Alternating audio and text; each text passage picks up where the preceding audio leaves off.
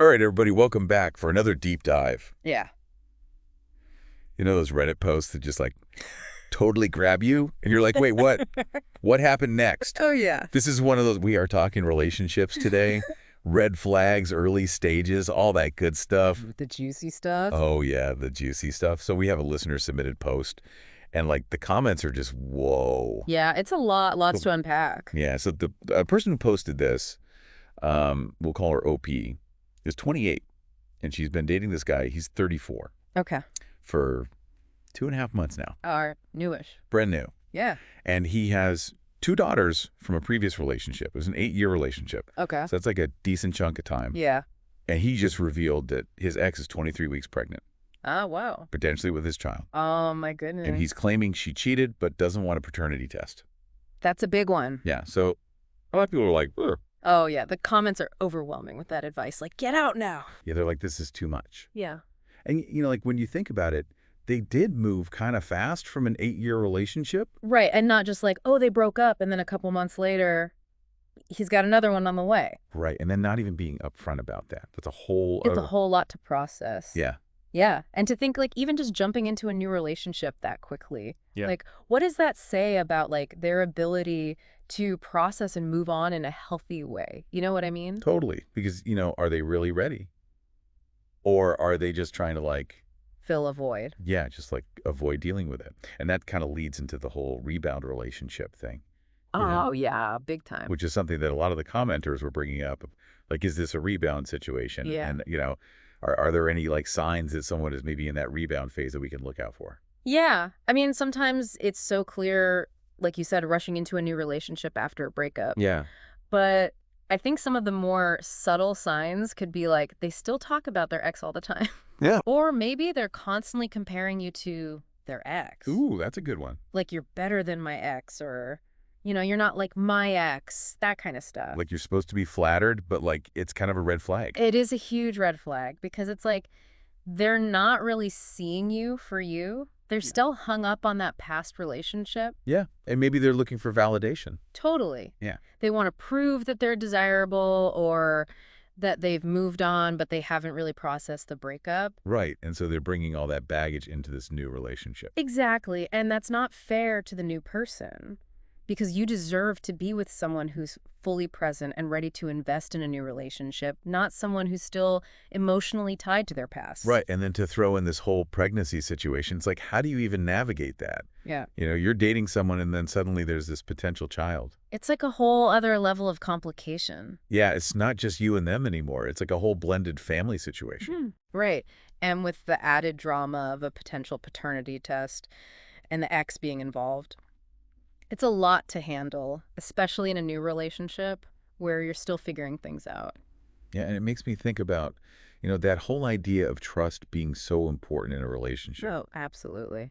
Because if you can't trust someone to be honest with you about something this big, like what else are they not being honest about? Exactly. And the fact that he waited a whole month to tell her about the pregnancy, that's a major breach of trust right there. It is. I mean, think about it. If you were in that situation, how would you feel? I mean, I would be questioning everything. Yeah, like, Yeah. can I really trust this person? Right, because trust is the foundation of any relationship. And when that's broken, it's really hard to rebuild. Yeah, and it makes it hard to move forward. Totally. Yeah. And it makes you wonder, like, what else is he not being upfront about? What other secrets is he keeping? Yeah, and like on top of that, the OP is saying he's this truly lovely man. Right, so she's trying to reconcile that with these red flags. Yeah, it's like she sees the good in him. And she wants to believe that he's a good guy. Yeah. But then there's this like giant red flag waving in her face. It's a tough situation to be in, for sure. And it makes me think about like how sometimes we can get so caught up in the good in someone Right. that we overlook these potential warning signs. Yeah, it's like Yeah. we want to believe the best in them, even when their actions might be telling a different story. Right. And it's like we almost like don't want to see the bad. We don't want to face the possibility that we might be wrong about them. Right. And that can be dangerous. Yeah, because we can end up getting hurt. Yeah, because we don't want to admit that we were wrong about someone. Exactly. But then there's that whole thing too about, you know, like you were saying earlier, like people are complex. Yeah, You can be a good person and still mess up. absolutely. You can have positive traits and still make mistakes. Right. And I think especially in relationships. Yeah, because relationships bring out all sorts of stuff, Yeah, they really do. They can push our buttons and trigger our insecurities. Oh. And it's in those moments that we really see what we're made of, both ourselves and our partners. Yeah, and this whole situation too, like, brings up the financial implications, Yeah, oh, yeah. which a lot of commenters were talking about. Yeah, because if he can't afford a paternity test, like some of them were saying, like, Right. what's his financial situation? Like, Yeah, because if this baby is his in, he's going to be paying child support. right, potentially for the next 18 years. That's a lot. Yeah, that's a huge financial burden. And that's something that I think, anyone who's considering dating someone with kids really needs to think about. Yeah, because it's not just about the emotional aspect of blending families. Right. It's also about the practical consideration. The finances, the Yeah. logistics, the co-parenting, all of that. Right. And it can be a lot to navigate, especially if you're not prepared. Yeah. And you're Yeah. still trying to figure out your own relationship.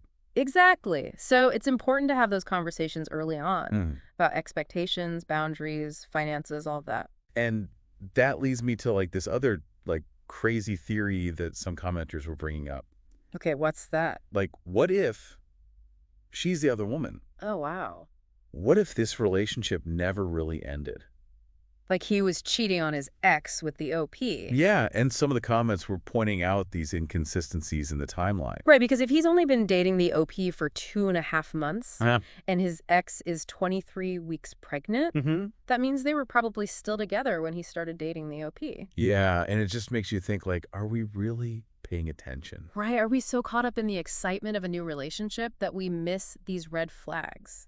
Yeah, or maybe we choose to ignore them because we don't want to face the truth. It's easier to believe the best in someone than to accept that they might not be who we thought they were. Right. And it's like that saying, when someone shows you who they are, believe them, Yeah, but sometimes we're so blinded by our own desire. that we don't want to see it. Exactly. And that's when we can get into trouble. Because we can end up getting hurt or taken advantage of. Right. And the OP even mentioned that she has a chronic illness. Okay. So she's not even sure if she wants kids in the future. So that adds another layer of complexity to the situation.